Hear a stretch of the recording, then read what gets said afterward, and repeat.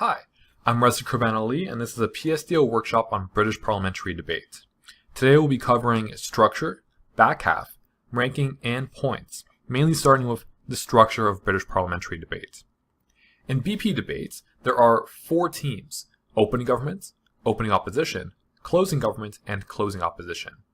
Now, like usual, there are 2 sides: government, which is in favor of the resolution, and opposition, which is against it. However, there are 2 teams per side. Now, while opening government and closing government both are in favor of the resolution, they are not working together and they are both trying to win separately. So, they do not cooperate in any way other than both agreeing with the resolution. The same thing goes for opening opposition and closing opposition. In British parliamentary debate, there are 8 debaters or 8 roles. There's the Prime Minister, the Leader of Opposition, the Deputy Prime Minister, the Deputy Leader of Opposition, the Member of Government, the Member of Opposition, Government Whip, and Opposition Whip, who speak in that order. There's also 5 minutes per speech for each debater. Each debater also only gets 1 speech. There is 30 seconds of protected time, meaning that the first 30 seconds of your speech and the last 30 seconds of your speech are times where no one can POI you. However, the 4 minutes in the middle are free for any debater on the opposing side to POI you. Keep in mind that if you are on side government, you cannot POI any debater on government side. So if you are CG, you cannot POI OG or your front half. The same works for OG and CG, for OO and CO and OO. If they're on the same side as you, you cannot POI them. Here are the speaker rules. The Prime Minister, LO, DPM, and DLO have very similar roles as CP debate. The Prime Minister is responsible for modeling the round and introducing 2 to 3 points. The Leader of Opposition introduces 1 to 3 points and refutes all of opening government's content. The Deputy Prime Minister introduces 1 point if they want to. They don't have to. They can refute the LO's points, and they have to rebuild the Prime Minister's points.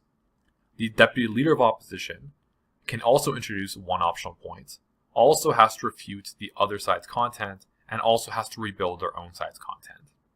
Now, these last 4 debaters down here are where it gets different from CP debate, as you get the Member of Government and the Member of Opposition, or the extension speakers, and you have the Government Whip and the Opposition Whip, or the Whip speakers, which are a little different. So basically, what is back half?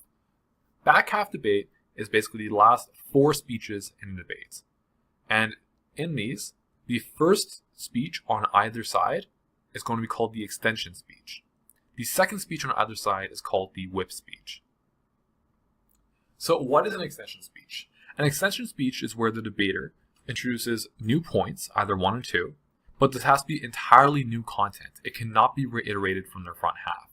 So if opening government mentioned a point, you can't use that content in your new point. What you have to do is use new content. The possible ways to do that include A, bring in entirely new arguments that no one's spoken of before. B, bring in deeper analysis of old arguments. So for example, let's say OG brought up a point about welfare, and you want to go deeper into that point because you believe that they lost a lot of links, they didn't talk about impacts, or they just were losing analysis. You are able to go towards a deeper level of analysis of that and still have that counted as your point. However, if you don't go deep enough, your judge will likely see you as just copying your front half. And so it's very dangerous to do something like this if you're not fully confident about it. And finally, you can have new angles to the debate. So these are forgotten questions or stakeholders that no one's talked about yet. So for example, people may have talked about how a certain policy may affect, let's say, the economy. Then they never really focus on how that effect on the economy may impact queer individuals or other minorities. If no one has talked about that yet, you can feel fully free to talk about that in your speech and have a new angle to current arguments that no one's talked about. You will be fully credited for anything new you brought to the debate with that. So next, what is a whip? A whip is very similar to a whip in a CP debate. You can see PSDO's whip guide on that, but essentially there are 2 to 3 central themes to the debate that you want to talk about. So for example, you'll say, the main things we talked about in this debate are 1, policy, 2, the economy, 3, welfare, for example.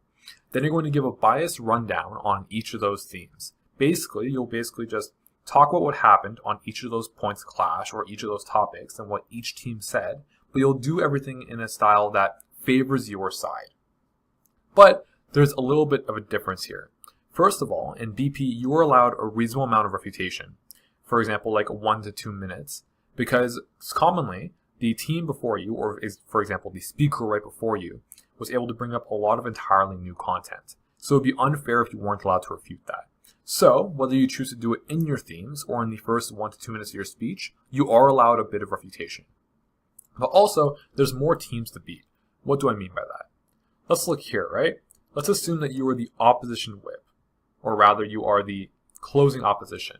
You don't only have to beat government side, like you usually do in a debate, but you also have to beat your opening opposition side. So how do you do that? First of all, you are not allowed to knife. Knifing basically is when you contradict your front half. So if your front half said that the resolution is going to help the economy, you can't say that it doesn't. You have to agree with whatever they said. Otherwise, your judge will pick up on it and you'll be heavily penalized. What you do instead is focusing on weighing between teams. So for example, you'll say, OG, or opening government, brought up X, which is true. But closing government, us, brought up Y, which is more important because Z, and then you give reasons about why it's more important. This way, OG keeps all of their credits, but the judge clearly hears why you guys are more important. Also, make sure you give all the credit you can to your team or your partner. So instead of saying that government talked about this, say closing government proved this, or if your partner's name is Katie, for example, Katie proved this. This way, the judge is more likely to hear the content you've actually brought to the debate and is able to credit you with more analysis, probably giving you the win. The way you beat your front half isn't by beating their arguments. The way you beat your front half is by just doing better than them and doing more than them. So how do ranking and points work in BP? Essentially, the first place team will get 3 points, the second place team will get 2 points, the third place team will get 1 point, and the fourth place team will get 0 points. So, let's assume, for example, you got a first in the first round, getting you 3 points, a second in the second round, getting you 2 points, and a fourth in the third round, getting you 0 points. By the end of the third round, you will have had 5 points. So in terms of speaker scores, generally you can just pause here and read these out, but essentially what you need to know is that a 75 in BP is going to be a perfectly average speech. That probably means that you've filled your time, you've had decent organization, you've done your role and fulfilled your role, and you've had good analysis. While there are some notable gaps in it, you've generally done your job and you've done it well. Past that, an 80-point speaker is basically a person who has done everything they need to do and has done it very well, and has done it basically as good as you expect a debater can do in high school. Anything past 85 really shouldn't happen more than maybe once per year. This is the most extreme score you'll probably see in debates. This is basically where God himself has spoken through a certain debater, and you have heard a speech so beautiful, you are crying now that it has ended. You really should never hear a speech that's an 85 or above. So, if you have any more questions, you can go to publicschoolsdebating.org and find many more resources to grow yourself and your club. Good luck on your debate.